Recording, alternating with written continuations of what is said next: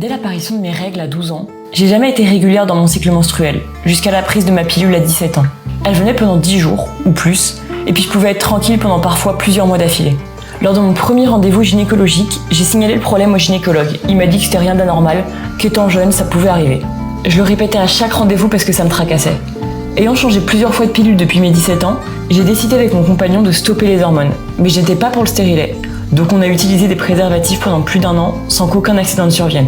Là, j'ai eu le réflexe de prendre des notes dans un calendrier de tous mes cycles, date de début et de fin, et j'ai constaté que les soucis étaient toujours présents. Jusqu'à octobre, j'ai eu 2 mois de retard complet. J'ai eu un mauvais pressentiment, car je savais qu'il était impossible que je sois enceinte. Donc j'ai demandé à mon médecin traitant de me prescrire une prise de sang avec test de grossesse et bilan hormonal. Les résultats sont arrivés dans les jours qui ont suivi, et le biologiste avait indiqué diagnostic comparable à une préménopause. Là, j'ai su au fond de moi que c'était réellement le cas, et cela expliquait pas mal de symptômes de ma jeunesse. Nous avons refait des bilans sanguins qui, malheureusement, ont confirmé mon insuffisance ovarienne prématurée, à 25 ans. Coup de massue, notre monde s'écroule en une seconde. Ce n'était pas dans le projet d'avoir des enfants, on recherchait une maison, mais s'entendre dire qu'on n'a pratiquement aucune chance d'en avoir est juste impossible à entendre.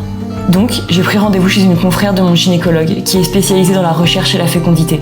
Elle nous a expliqué les causes possibles de cette IOP, et aussi que toutes les interventions de type médicalement assisté n'allaient pas fonctionner chez moi, car mes taux d'hormones étaient déjà trop mauvais. Que seule la congélation de mes derniers ovocytes ou dons d'ovocytes pourrait fonctionner, et forcément l'adoption. Que mes chances de tomber enceinte de manière naturelle étaient très peu probables, si pas impossibles, vu le nombre d'ovocytes restants. Nouveau coup de massue. On s'y attendait, mais on avait gardé espoir que les FIV fonctionnent. J'ai expliqué à mon compagnon quelles seraient les conséquences d'une préménopause à mon âge. J'ai été transparente envers lui. Entre-temps, on a décidé d'arrêter les protections, donc on a continué notre train de vie, on continue à chercher une maison. Puis, tout à fait par hasard, le 15 janvier, j'ai réalisé un dernier test de grossesse, comme j'avais encore du retard dans mon cycle, que ma poitrine était très douloureuse et parce que j'avais une sorte de gastro durant les fêtes de fin d'année. Et cet ultime test m'a annoncé ma grossesse.